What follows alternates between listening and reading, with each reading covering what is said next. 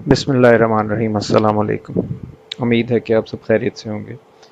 एक और ईजीएस्ट वे की वीडियो के साथ आपकी खिदमत में हाज़िर हूँ। आज हम बात करेंगे जो मेजर रिवर्स हैं सब कॉन्टिनेंट के, उनके बारे में, और उसके अंदर स्पेसिफ़िकली जो इंडस वाटर ट्रीटी हुआ था 19 सितंबर 1960 को, उसके हवाले से।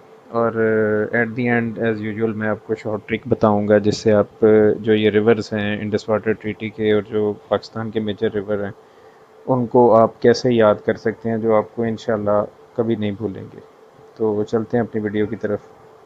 सबसे पहले तो ये आपके सामने एक मैप है, छोटा सा एक डायग्राम है, इसके बारे में बात करते हैं कि अगेन फिर वो ईस्ट वेस्ट और नॉर्थ साउथ की तरफ मैं आऊँगा कि जो इंडिया वाली साइड है वो ईस्टर्न साइड है पाकिस्तान की, और जो इंडिया की पाकिस्तान वाली साइड है वो इंडिया की वेस्टर्न साइड है। ठीक है, तो इसलिए जो ये जो वाटर सिस्टम है इसको इंडस रिवर बेड के नाम से भी तश्कील दिया जाता है। और जो हमारा इंडस वाटर ट्रीटी है उसमें भी इसको ईस्टर्न और वेस्टर्न रिवर्स को आपस में डिवाइड किया गया था। तो वर्ल्ड बैंक के ताउन से ये मुआहदा साइन हुआ था जिसमें जो पाकिस्तान की पानी की डिस्प्यूट्स थी उनको ख़त्म किया गया था, और उसमें यह डिसाइड किया गया था जो ईस्टर्न रिवर्स हैं वो उनका पानी जो है वो इंडिया यूज़ करेगा। ईस्टर्न रिवर्स में ये रावी था, ब्यास था, और ये सतलुज था। ये तीन रिवर्स थे। ठीक है, और जो वेस्टर्न साइड के रिवर्स थे जिसमें चनाब है, जेहलम है, और इंडस है, इसका पानी जो था वो पाकिस्तान के ज़िम्मे में आया था। तो इस ट्रीटी के बाद ये था कि जो रावी और सतलुज, ब्यास तो पाकिस्तान की बाउंड्री में एंटर होने से पहले ही जो है वो सतलुज में ज़म हो जाता है। ये जो सेंटर में आपको रेड लाइन नज़र आ रही है ये बेसिकली बाउंड्री ही को डिनोट करता है, जो पाकिस्तान की सरहद है उसको ये डिनोट करता है।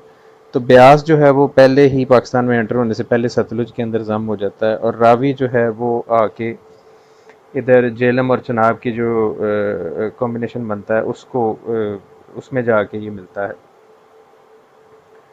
तो ये रावी और सतलुज जो हैं ये इंडिया के फ्लड रिलीज रिवर भी हैं। जो लाहौर के करीब रहने वाले लोग हैं या जो लोग रावी के करीब रहते हैं वो देखते होंगे कि रावी ज़्यादातर खुश्क रहता है, लेकिन जब रेनी सीज़न मानसून का सीज़न आता है तो उसमें जो है वो आपको रावी में पानी ज़्यादा नज़र आता है।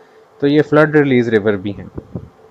इंडिया जो है इनका पानी जो है वो यूज़ कर सकता है, और इन केस ऑफ फ्लड इनका पानी इसमें रिलीज़ भी कर सकता है। तो पाकिस्तान को हमेशा इंडिया की तरफ से ओवर फ्लडिंग का या ड्रॉट का ख़तरा रहता ही है कि अगर तो पानी बहुत ज़्यादा इंडिया में को फ्लड आएगा तो वो उसको रावी या सतलुज में रिलीज़ कर देंगे, जिसकी वजह से हमारी तरफ भी फ्लड आने का ख़तरा है। और सेकेंडली अगर उनके पास पानी की कमी आती है तो ये इन रिवर्स को बिल्कुल ही बंद कर देंगे, जिसकी वजह से जो जहाँ पे इरिगेशन जो है वो रावी और सतलुज पे डिपेंडेंट है वहाँ पे बिल्कुल खुश्क साली का भी हमें डर रहता है। तो अब आते हैं अपने एक्चुअल पॉइंट की तरफ कि हम इनको याद कैसे कर सकते हैं। अगर आप ये देखें तो मैंने यहाँ पे ये दो वर्ड लिखे हुए हैं, एक आईसीजे और ये एक आरबीएस।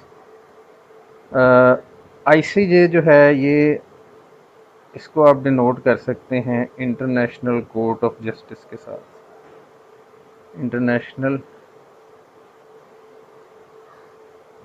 Court of justice.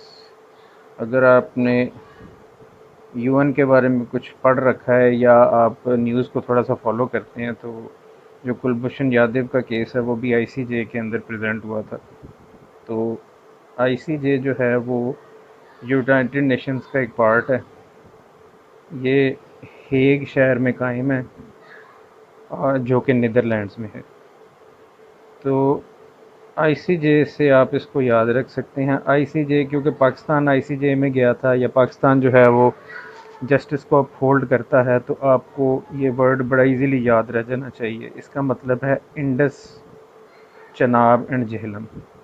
ये वो तीन रिवर हैं आईसीजे के जो पाकिस्तान के ज़िम्मे में आते हैं। पाकिस्तान इनको बिला किसी प्रॉब्लम के इनके पानी को यूज़ कर सकता है इन एवरी सेंस। इसको ब्लॉक कर सकता है, इस पर डैम बना सकता है।